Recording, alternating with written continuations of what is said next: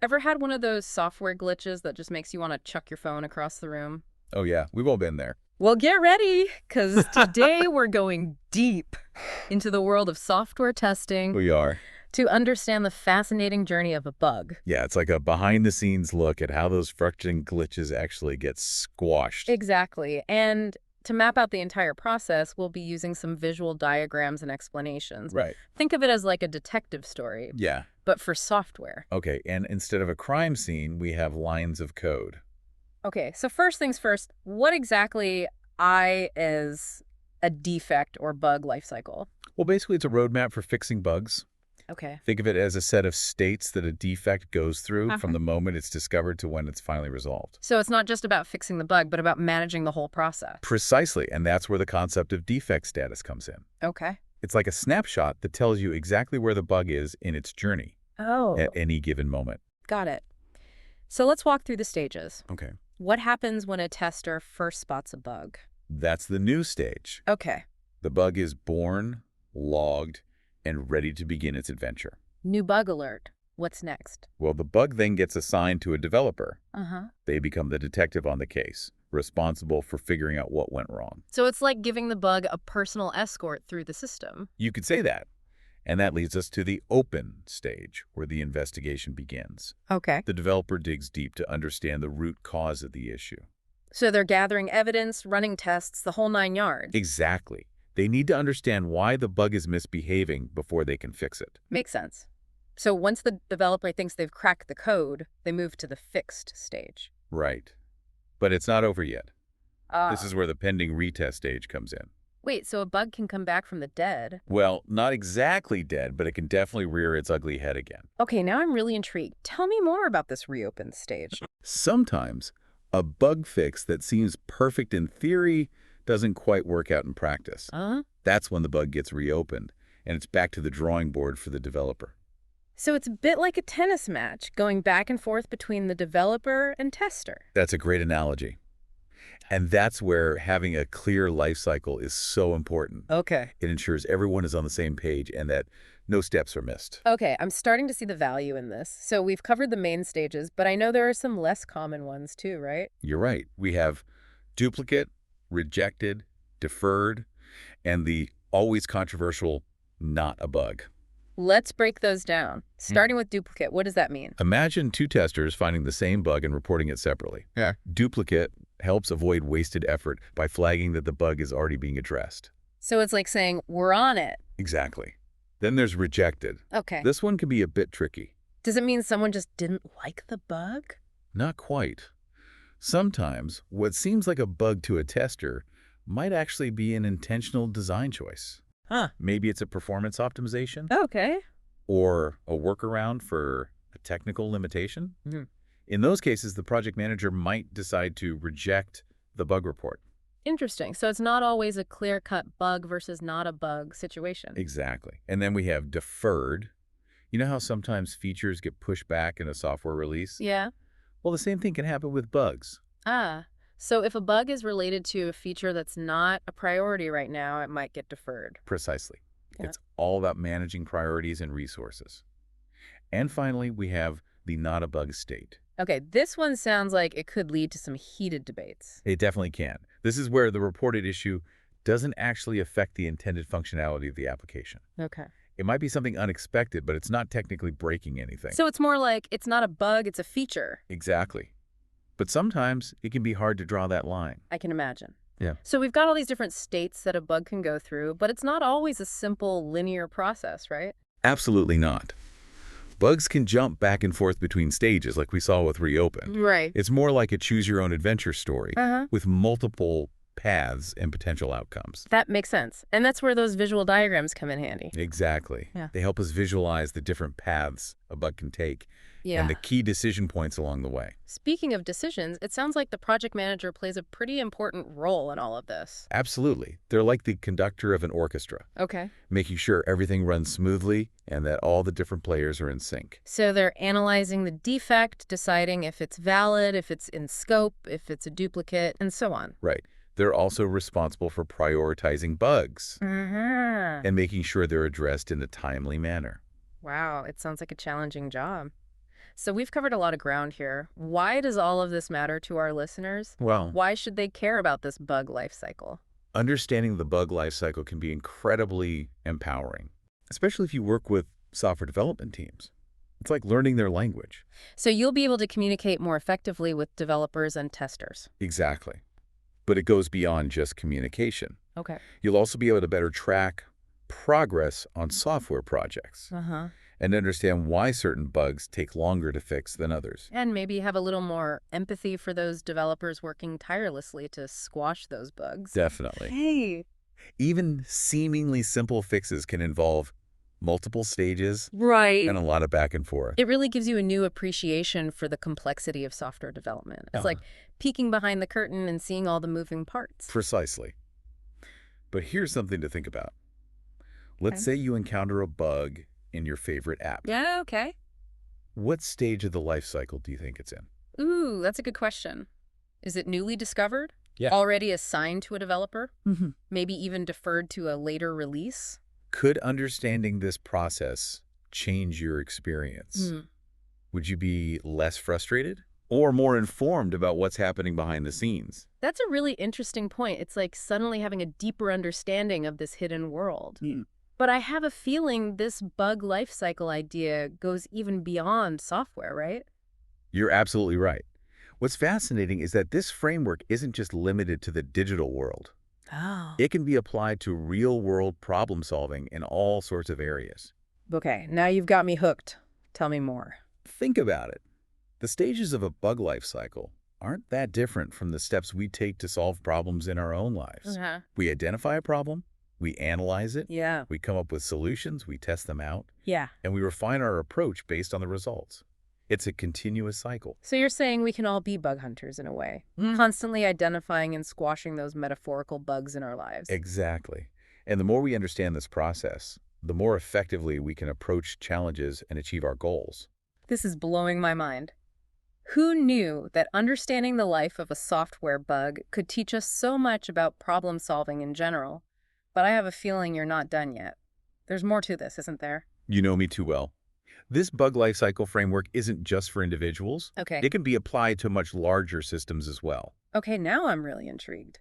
Tell me more. Think about complex systems like healthcare, education, or even government policies. They all have their own sets of bugs or challenges that need to be addressed. So you're saying we can apply this bug lifecycle thinking to identify and solve problems in these massive systems. Exactly. And by doing so, we can create more efficient, effective, and resilient systems that benefit everyone.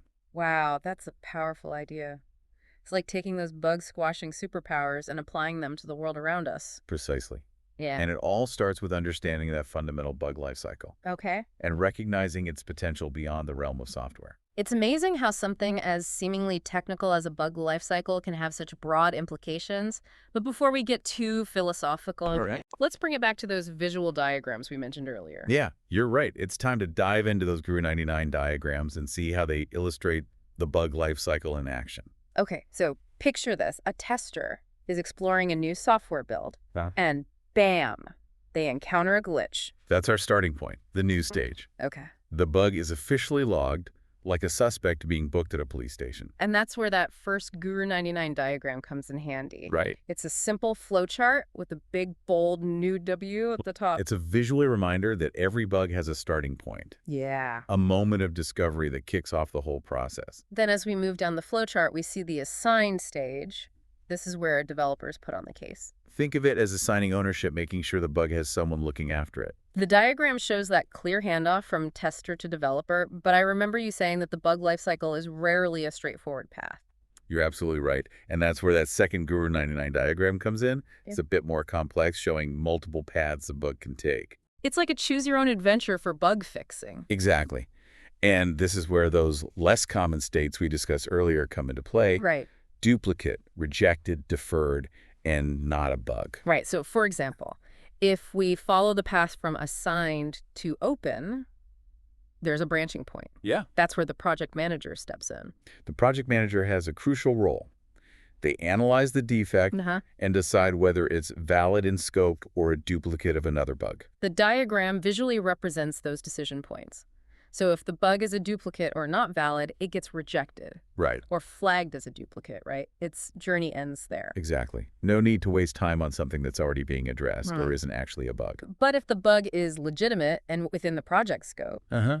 then it continues down the path toward fixed. And here we see a loop forming on the diagram, illustrating that back and forth between developer and tester. Okay. This is where collaboration is key. So the developer implements a fix, and then the tester tries to reproduce the bug. To see if the fix actually worked, that's the retest stage, right? Exactly. And if the fix is successful, we reach the verified stage. Okay. High fives all around. The bug is marked as closed, and its journey ends. But sometimes the fix isn't so perfect, and the bug pops up again. That's when we land back at the reopen stage. Yeah. And the bug goes back to the developer for another round of investigation. That loop between fixed, pending retest, and potentially reopened Yeah. really highlights the iterative nature of bug fixing. It's a process of continuous refinement, and those Guru 99 diagrams do a fantastic job of bringing that to life visually. It's like having a map to navigate the sometimes treacherous terrain of bug fixing. And it reminds us that even though the journey might be twisty, Yeah. there's a system in place to guide us toward a resolution most of the time anyway. Right. Some bugs can be particularly stubborn, but having this framework helps us understand the process and work towards solutions, even for those tricky cases. But let's zoom out a bit. We've been focusing on the bug life cycle, but I'm curious about the concept of life cycles in general. Excellent point. What we've been discussing is just one specific application of a much broader concept. So the idea that things, processes, even ideas go through stages of development and evolution. Exactly. We see life cycles everywhere. The life cycle of a product, from initial idea to market launch, to eventual decline, the life cycle of a star, Oh, yeah. from its birth in a nebula to its explosive death. Even the life cycle of a butterfly, from caterpillar to chrysalis to magnificent winged creature, it's a pattern that seems woven into the fabric of existence. And understanding this concept of a life cycle gives us a powerful framework for Yeah. understanding the world around us. It helps us recognize patterns, anticipate changes, and make more informed decisions. Exactly. It's a universal lens that reveals the interconnectedness of everything. But let's bring it back to the bug life cycle for a moment. We've discussed the stages, the diagrams, the overall process. But there's one crucial element we haven't explored yet. Ooh, I'm all ears. What have we missed? The human element. We can't talk about a bug life cycle without acknowledging the people involved, their expertise, Yeah. their collaboration, and sometimes even their frustrations. Right. Software is created by humans for humans, and those human interactions shape the entire process. Absolutely. So let's shift our focus to the human side of the bug life cycle. Let's meet the bug squad first up. We have the tester, the eagle-eyed individual who often discovers those pesky glitches. They're the ones who initiate the bug life cycle, right? Like the first responders on the scene of a software crime. Exactly. Testers have a knack for finding those hidden cracks in the code. Yeah. They're meticulous, detail-oriented, and passionate about ensuring software quality. It sounds like a challenging role. It is. Testers need to be excellent communicators, Uh-huh. able to clearly articulate the issue, provide detailed steps to reproduce it, Okay. and collaborate effectively with the development team. It's like they're painting a picture of the bug so the developers can understand it. That's a great way to put it. And speaking of developers, Okay. they're the ones who take that bug report and turn it into a solution. The bug squashing detectives digging deep into the code to find the root cause of the problem. Their role requires a blend of technical expertise, problem-solving skills, and a healthy dose of patience. I bet some of those bugs can be incredibly tricky to track down and fix. Absolutely. Developers need to be persistent, creative, Yeah. and able to think critically. They also need to be excellent communicators, Okay. both to understand the bug report from the tester Right. and to provide updates on their progress. So it's a real team effort, testers and developers working together like partners in a scientific investigation. Exactly. And let's not forget the other key players, project managers, product owners, and sometimes even designers. They all contribute their expertise to ensure that the software is functional, visually appealing, and meets user needs. It takes a village to raise a bug-free software, so to speak. Precisely. And the human element is what makes it all work. The collaboration, the communication, the shared passion for quality, that's what drives success in software development. It's a reminder that behind all the technical jargon, there are real people working hard to create the technology we rely on every day. It's like we've lifted the curtain and seen the wizards behind the curtain, so to speak. But wait, there's one more layer we need to uncover. Hmm. We've talked about bugs in software, Okay. but what about the bigger picture? What about the bugs in our own lives? Okay, I'm ready for another mind-blowing revelation. What if we applied this bug lifecycle thinking to our personal goals, relationships, Mm-hmm. even our everyday challenges? So you're saying we can all be bug hunters, in a way, constantly identifying and squashing those metaphorical bugs that get in our way. Exactly. Yeah. Think about it. You encounter a challenge, that's your new bug. Okay. You try to understand the root cause of the problem, that's the open stage. You come up with potential solutions, test them out, maybe have to reopen the issue if the solution doesn't quite work. Mhm. It's a process of continuous learning and refinement. So instead of getting frustrated by those challenges, we can approach them with this bug-fixing mindset, Right. looking for solutions and iterating until we find what works. Precisely. It's about embracing that iterative mindset, being willing to experiment, Yeah. to fail, and to learn from our mistakes. This is so empowering. It's like having a secret weapon for tackling life's challenges, but I have a feeling you're going to take this even one step further, aren't you? You know me too well. This bug-fixing framework isn't just for individuals. It can also be applied to much larger systems. Okay, now I'm really intrigued. Tell me more. Think about complex systems like healthcare education Uh-huh. or even government policies. They all have their own sets of bugs or challenges that need to be addressed. So you're saying we can apply this bug life cycle thinking to identify and solve problems in these massive systems, systems that affect millions of people. Exactly. We can identify the systemic bugs, analyze their root causes, and develop solutions just like we do with software. And by doing so, we can create more efficient, effective, and equitable systems that benefit everyone. Wow, that's a powerful idea. It's like taking those bug squashing superpowers and applying them to the world around us. Yeah. But how do we even begin to tackle such massive challenges? Where do we even start? Well, just like with software, it all begins with understanding the process. And that's what we're doing right now, exploring this bug lifecycle framework and recognizing its potential beyond the realm of software. It's incredible to think that this simple bug lifecycle framework has the potential to transform not just software but entire systems. But before we conquer the world, Right. let's revisit those specific examples from the Guru 99 diagrams. Yeah. They really help me grasp the nuances of each stage. Yeah, those real-world examples are key. They ground these concepts in reality and make them more relatable. Like that deferred bug related to email functionality. It's a perfect example of how not all bugs are created equal. It's exactly.